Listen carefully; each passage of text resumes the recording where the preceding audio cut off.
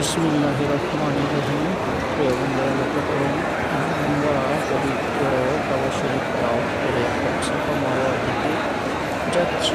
ঠিক আছে, এখানে আমরা তাওয়াফ করব। সাফা মারওয়া তাওয়াফ করলে মোটামুটি আমরার কাজ 50% সম্পন্ন হয়ে যায়। আমি পূর্বে কয়েকবার উমরা করার জন্য গিয়েছি, আল্লাহ পাক আমাকে তৌফিক দান করেছেন। তো এবারের যাত্রাটা আমার জন্য খুবই স্পেশাল ছিল, কারণ বাংলাদেশ থেকে আমার এবং আমার ওয়াইফ আসছিল, তাদেরকে সাথে নিয়ে আমি খুবই সুন্দরভাবে উমরার কাজ সম্পূর্ণ করেছি। এবং কবুল করার মালিক হচ্ছে সৃষ্টিকর্তা। আমি মনে প্রাণে দোয়া করি আল্লাহ পাক যেন সকলের উমরাটা কবুল করেন এবং বিশ্বের সকল মুসলমানকে যেন একবার হলেও এই মক্কা মদিনাতে আসার তৌফিক দান করেন।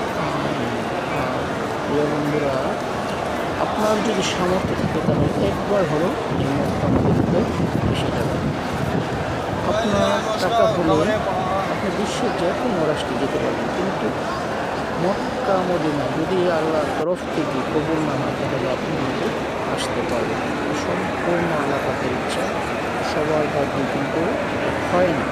আল্লাহ পাক যাদেরকে কবুল করে তারাই এই জায়গায় আসতে পারে। আলহামদুলিল্লাহ আলহামদুলিল্লাহ, আমি অনেকবার গিয়েছি। তো এই যে বললাম, এবারে সফরটা আমার খুবই স্পেশাল ছিল, কারণ আমার বয়স্ক মা এবং আমার ওয়াইফ আমার সাথে ছিল। তাদেরকে আমি খুবই সুন্দরভাবে উমরাটা পালন করেছি। আমার মাকে আমি সম্পূর্ণ উমরার কাজ হুইল চেয়ারে বসিয়ে করেছি, কারণ আমার মা ছিল হার্টের রোগী, যার জন্য হাঁটতে পারে না।